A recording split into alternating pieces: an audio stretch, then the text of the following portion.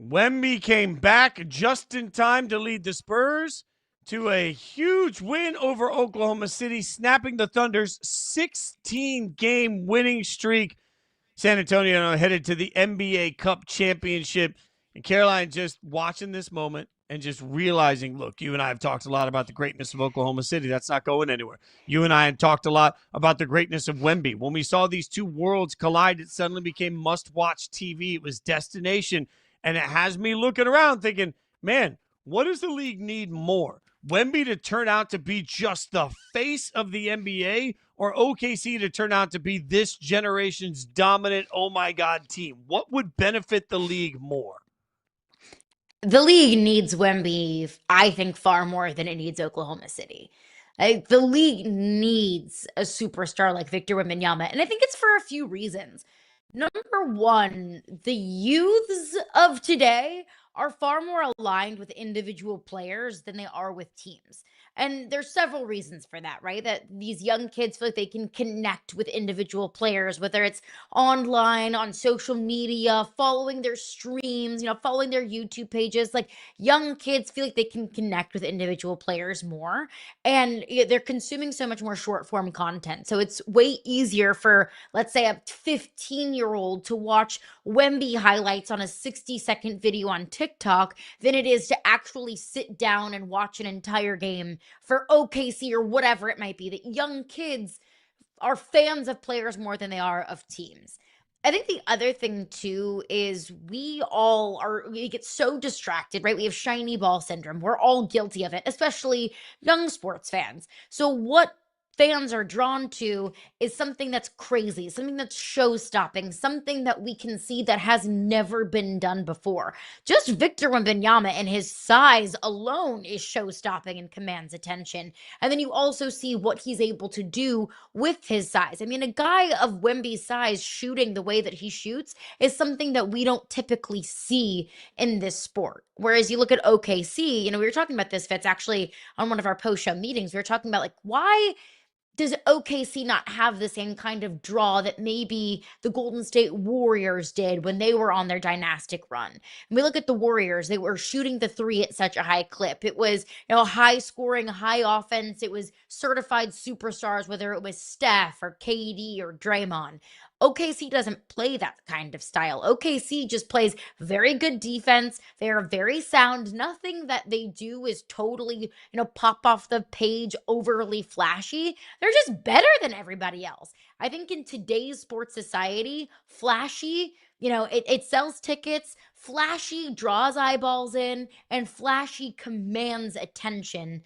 That not the way that efficiency does. So I think the league needs the flashiness of Victor Wembanyama or of a singular superstar far more than it needs a mid-market, small-market team playing very efficient basketball. The correction I would give to all of that, because I think you're right about the power of Wemby, but the power of a dynastic team is that it creates an all-new market. It creates all new sort of synergy. It creates all new eyeballs. To me, we have faces of the league all the time. Great teams, absolute transcendent teams. There was a time that kids don't remember where Golden State was basically a forgotten franchise in the NBA. There was a time where nobody gave a damn about the Warriors one way or the other. It took a dynastic run. I watched this game on Saturday thinking, wow, this is a great story and a great moment for Wemby, but I think it's actually bad for the league. At the end of the day, what the league needs is Oklahoma City to go on such an incredible run, it becomes undeniable. Such an incredible run that everybody gravitates to it. Such a historic level of winning that when we get to the playoffs, the only thing anybody's talking about is, oh my God, will Oklahoma City even lose a game? I think the best situation possible for the league is outright domination at a level we've never seen, because then you have no choice but to pay attention to a new brand. You have no choice but to pay attention to a new entity. You have no choice but to suddenly buy in when you realize that level of greatness. And levels of greatness like that also create heroes and villains. We talk about it all the time with the league. The league's at its best when there's a very easy target that everybody's chasing and half the world is rooting for them and the other half is rooting for them to get knocked off the perch. That is so hard to do individually. It's so hard for one man, even in the NBA, to become that. Like, we've seen historic greatness from guys like Jokic.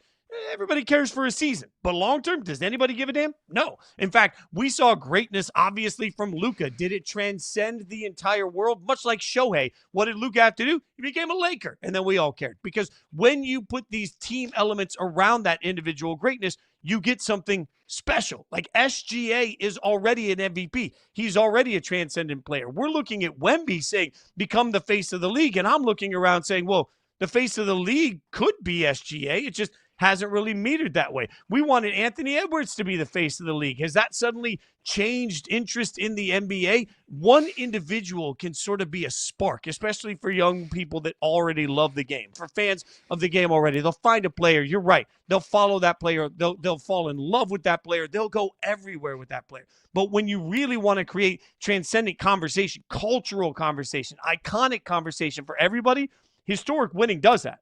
Use the NFL comp. Like, there was a period where people didn't really give a damn about the Chiefs. It took Patrick Mahomes and the Chiefs going on a run. There was a period, I went as a little kid to Patriots games at Old Foxborough a couple of times.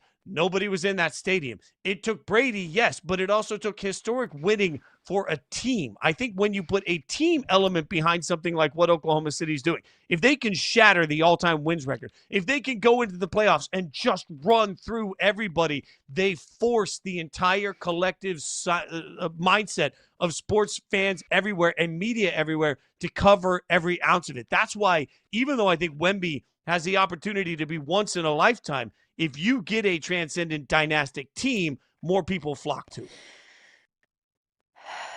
And all very good points, 100%.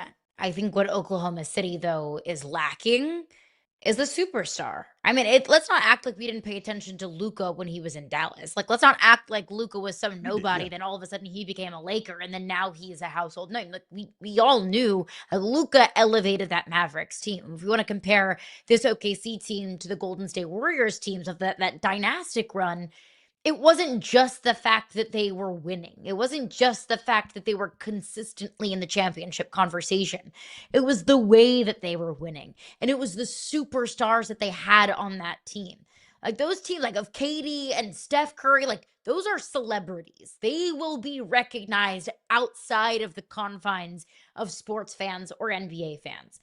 How many average people on the street, sports fans or not, would be able to recognize Shai Gilgeous-Alexander or Chet Holmgren? I don't think very many.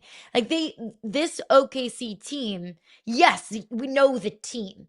And this OKC team is famous in NBA circles, but it has not this version of this OKC team, whether it's that they're still young, whether it's that they need to do a whole lot more winning, whether it's if they're maybe held back with it being in the confines of being a small market and you just have to do more as a small market to be culturally relevant.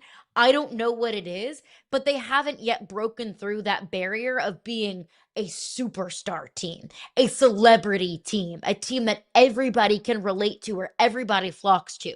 Big reason why the Chiefs became the Chiefs was that they were winning Super Bowls, yes, and they also had Travis Kelce, and they also had Patrick Mahomes, and they also had Andy Reid, these recognizable figures that superseded the sports world. OKC hasn't done that. I'm not going to say that they can't. If you continue winning, I mean, winning speaks for itself. Like, winning will help catapult you into that stratosphere, but they're just not there yet. Where I think Wemby already is. You can't deny Victor Wembanyama. You cannot deny his star power and his kind of celebrity factor that he has that OKC just doesn't quite have yet. But we all remember, for example, when Patrick Mahomes was drafted, nobody sat there and said, ooh, Patrick Mahomes. It takes winning, and it takes a minute. Like, sometimes these teams, it's a little like dating. You can fall in love, but boy, you don't want to say I love you too fast. You want to see it first, right? To your point, Jalen Williams is 23 years old. Chet Holmgren's 23 years old. SGA is only 27. Yeah. You start talking about what's it going to look like. Now, to your point, you're right. I've done this, and we've talked about this off air. I've gone into sports bars in the New England area with people that are wearing NBA jerseys, and I've asked them to name 3 players for OKC, and there are many that can't do it, right? There is still a learning process that has to happen. But There was a time when nobody knew who Klay Thompson was, too. I think the path to that for OKC is another set of domination. Now, Wemby is so transcendent because you're right. His size, the way he looks, the way he plays the game is all wildly different. But my God, you walk into any room and people are going to recognize who Wemby is.